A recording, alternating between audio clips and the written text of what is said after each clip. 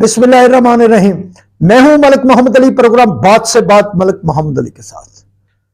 Supreme court of Pakistan के full court bench के फैसले के बाद जो 10-5 की रेशो से फैसला आया है, सुप्रीम कोर्ट के चीफ जस्टिस ने अपने इख्तियारात को कम करने के मुतालिक जो पार्लियामेंट की तरामीम आई थी, उन तरामीम को सुप्रीम कोर्ट ऑफ पाकिस्तान के फुल बेंच ने 10-5 से वो अपीलें जो उस कवानीन के खिलाफ दायर की गई थी मुस्तरद कर दी।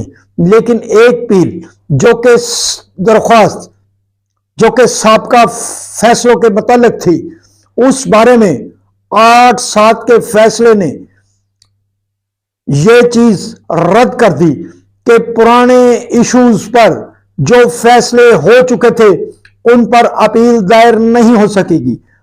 इस बहस के बाद यह एक नई बहस छिड़ गई कि आया मियां मोहम्मद नवाज शरीफ जहांगीर तरीन जो नाहिल हुए थे ताहयात, क्या अब वो इलेक्शन नहीं लड़ सकेंगे? इस हवाले से मुल्क भर में तबसरों का सिलसिला जारी है। टॉक शोज में गुफ्तगू हो रही है, आईनी माहिरीन अपनी अपनी राय दे रहे हैं। इस सिलसिले में हम आज आपको पाकिस्तान के दो बहुत ही बड़े कानूनदानों की जो गुफ्तगू है, जो बड़े दो कानूनदानों ने राय दी है, उस बारे में हम आपको आगाह करेंगे कि मियां मोहम्मद नवाज शरीफ इलेक्शन लड़ने के अहल है या नहीं। इस पर आपको तफसील से बताएंगे।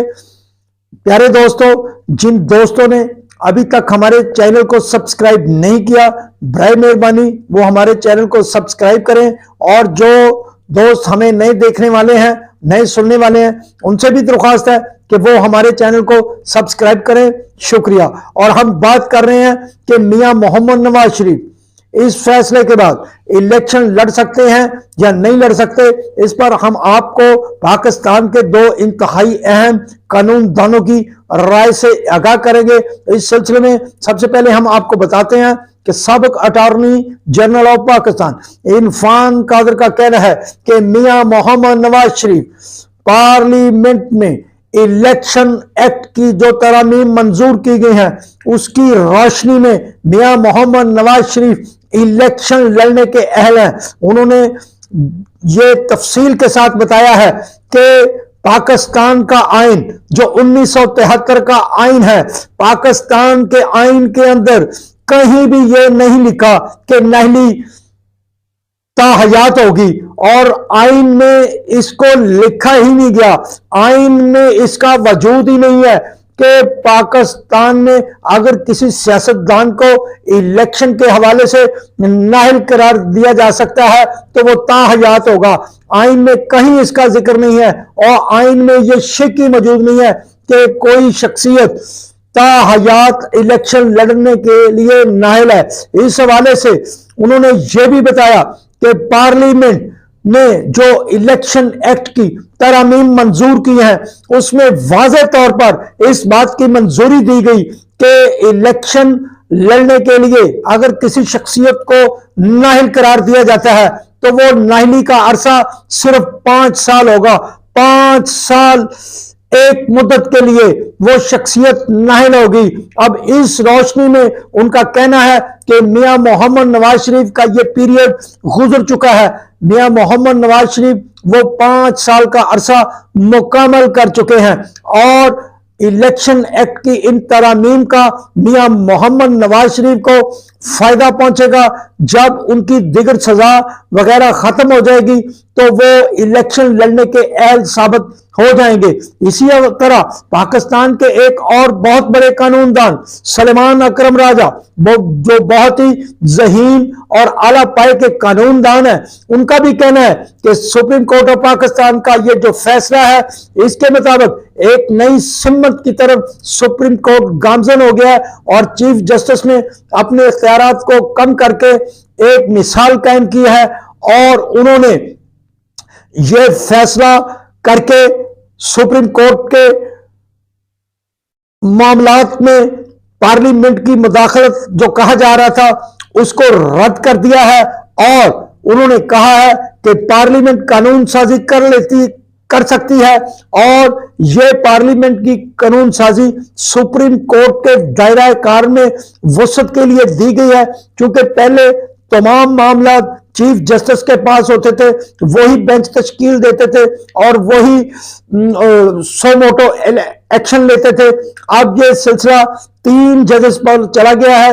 Chief justice supreme court of Pakistan اپنے 2 سینئر جج صاحبان کے ساتھ مشاورت کے پابند ہو گئے ہیں۔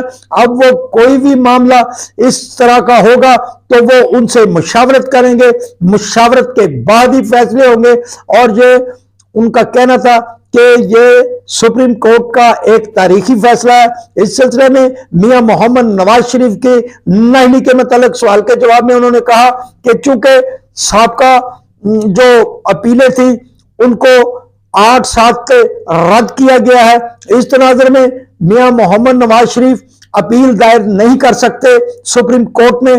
تاہم جو الیکشن ایکٹ میں ترامیم کی گئی ہیں، جو قانون سازی کی گئی ہے، اسے کہیں چیلنج بھی نہیں کیا گیا، تو اس سلسلے میں میاں محمد نواز شریف اگر دیگر جو سزا ہے اس سے کلیئر ہو جاتے ہیں تو پھر اس الیکشن ایکٹ کی روشنی میں میاں محمد نواز شریف الیکشن لڑنے کے لیے متعلقہ ریٹرننگ آفیسر کو درخواست دینے کے اہل ہیں، وہ ادھر درخواست دے سکتے ہیں، اور پھر متعلقہ ریٹرننگ آفیسر کے پاس یہ جواز ہوگا کہ وہ کہہ سکتے ہیں کہ چونکہ الیکشن ایکٹ کی جو ترامیم ہے ان میں نااہلی کی مدت صرف 5 سال ہے، تاحیات نہیں ہے، تاہم میاں محمد نواز شریف اس قانون کی روشنی میں، الیکشن ایکٹ ترامیم کی روشنی میں درخواست دینے کے اہل ہے، اور یہ متعلقہ ریٹرننگ آفیسر پر منحصر ہوگا کہ وہ اس قانون کو فالو کرتی ہے جو الیکشن ایکٹ ترامیم کی گئے ہیں۔ اس کے مطابق اگر کوئی آگے بات جائے گی تو پھر معاملات عدالتوں میں جائیں گے اور پھر ایک نئے سرے سے بحث ہوگی۔ تاہم الیکشن ایکٹ کی جو ترامیم ہے ان کی روشنی میں جو فیصلہ کیا گیا کہ نااہلی صرف 5 سال ہوگی، اس کے مطابق تو میاں محمد نواز شریف الیکشن لڑنے کے اہل ہو جائیں گے۔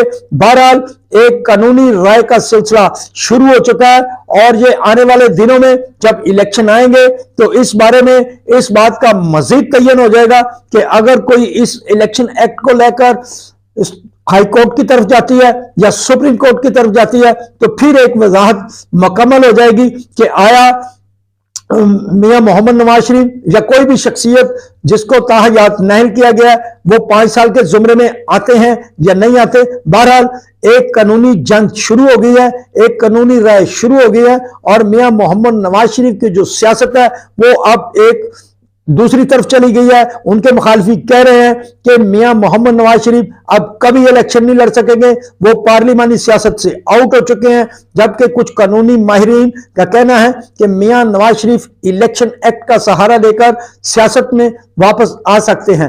سلام پاکستان، سلام اوورسیز، اللہ حافظ۔